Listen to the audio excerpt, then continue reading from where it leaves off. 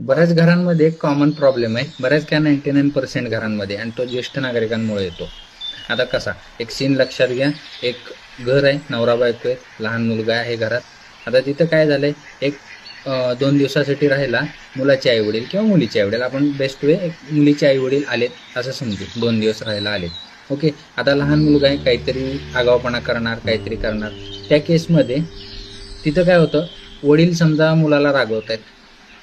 तिथं रागवल्यानंतर on the spot लगेच त्या बायकोचे जे आई वडील आहेत, म्हणजे वडिलांचे सासू सासरे, ते ऑन द स्पॉट लगेच करेक्ट करायला जातात.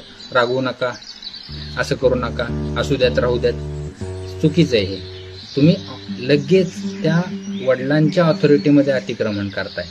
अतिक्रमण डायरेक्ट केलं. आता प्रश्न इथं असा नाही की मुलाच्या मनावर काय परिणाम होईल, ते सगळेच बोलतात. इथं त्या जो शिस्त लावणारा माणूस आहे, डिसिप्लिन लावणारा माणूस आहे, त्याच्या मनावर काय परिणाम होईल हा प्रश्न आहे. तुम्ही ऑथॉरिटीमध्ये डायरेक्ट अतिक्रमण केलं की त्या माणसाचा पहिल्यांदा तर तुमच्याकडे बघण्याचा दृष्टिकोन बदलतो. ठीक आहे. तुम्ही डायरेक्टली तिथं सांगू नका की असं रागवू नका वगैरे. हा तुम्ही डायरेक्ट अतिक्रमण केल्याचा परिणाम आहे. हे न करता तुम्ही वेगळ्या कारणाने इनडायरेक्टली पद्धतीनं तुम्ही थोडंसं ते सांगू शकता. पण हे तुमचा अधिकारच नाहीये त्याच्यामध्ये. तुम्ही थोडं तुमच्या फ्लॅशबॅकमध्ये जाऊन बघा. तुम्ही तुमचे मुलं लहान होते तेव्हा कसं त्यांना डिसिप्लिन लावलं. आत्ताचे पॅरेंट्स तेवढं तर करत नाहीयेत किमान.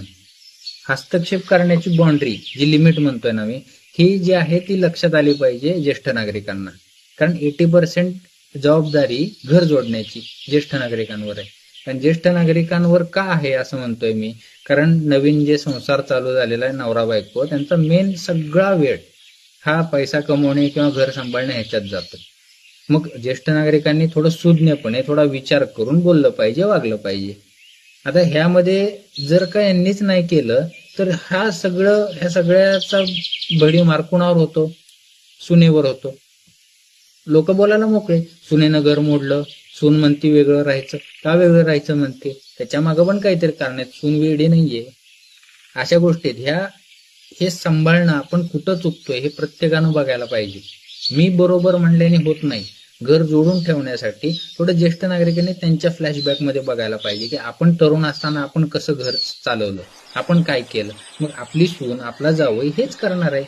साधी सोपी गोष्ट आहे. आता ह्याच्यावर माझ्याकडं सोल्युशन एकच, एवढंच सांगू शकतो मी की प्रत्येकानं आपलं काम चांगलं करावं.